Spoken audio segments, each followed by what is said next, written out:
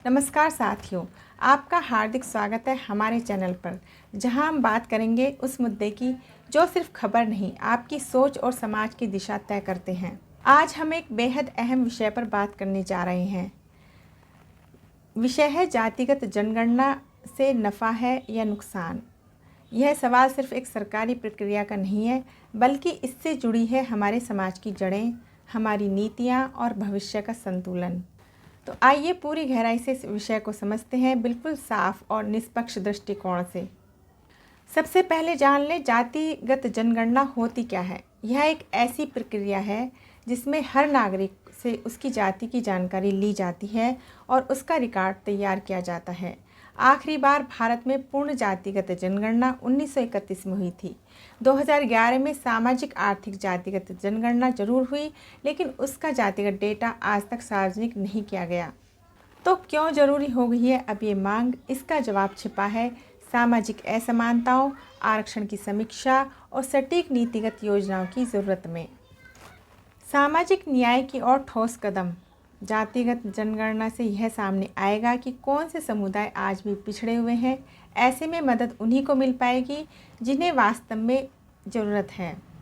आरक्षण नीति की पुनर्समीक्षा। जातिगत आंकड़ों से यह देखा जा सकेगा कि आरक्षण का लाभ सही हाथों तक पहुंच रहा है या नहीं। यह डेटा पारदर्शिता और संतुलन लाने में मदद करेगा। लोकतंत्र में सच्चा प्रतिनिधित्व। कौन सा समुदाय कितनी संख्या में है और उनका राजनीति में कितना प्रतिनिधित्व है, इस जानकारी से लोकतंत्र और अधिक समावेशी बन सकता है। अब जातिगत जनगणना के संभावित नुकसान क्या क्या हो सकते हैं, आइए अब ये जानते हैं। हर सिक्के के दो पहलू होते हैं।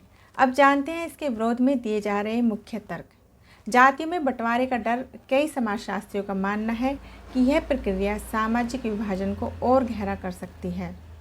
राजनीतिक दुरुपयोग की संभावना। राजनीतिक दल इस डेटा का उपयोग जातिवादी ध्रुवीकरण के लिए कर सकते हैं, जिससे वोट बैंक की राजनीति और तेज हो सकती है। इससे सामाजिक तनाव भी हो सकता है। अगर किसी जाति की संख्या उम्मीद से ज़्यादा या कम निकलती है तो असंतुलन, अफवाहें और तनाव पैदा हो सकता है। डेटा की सत्यता पर भी सवाल उठाए जा सकते हैं। जनगणना के दौरान लोग गलत जानकारी दे सकते हैं, जिससे आंकड़ों की विश्वसनीयता प्रभावित हो सकती है। तो क्या हमें जातिगत जनगणना से डरना चाहिए? नहीं, लेकिन इसके साथ संवेदनशीलता, पारदर्शिता और विवेक जरूरी है। अब इसके समाधान क्या हो सकते हैं? एक स्वतंत्र आयोग इस डेटा का विश्लेषण करे, इसका राजनीतिक इस्तेमाल सीमित किया जाए, डेटा सार्वजनिक हो लेकिन समाज में नफरत या असमानता न बढ़े, यह सुनिश्चित किया जाए। तो साथियों, जातिगत जनगणना सिर्फ एक आंकड़ा नहीं है, यह एक ऐसा उपकरण जो समाज को या तो जोड़ सकता है या तोड़ भी सकता है।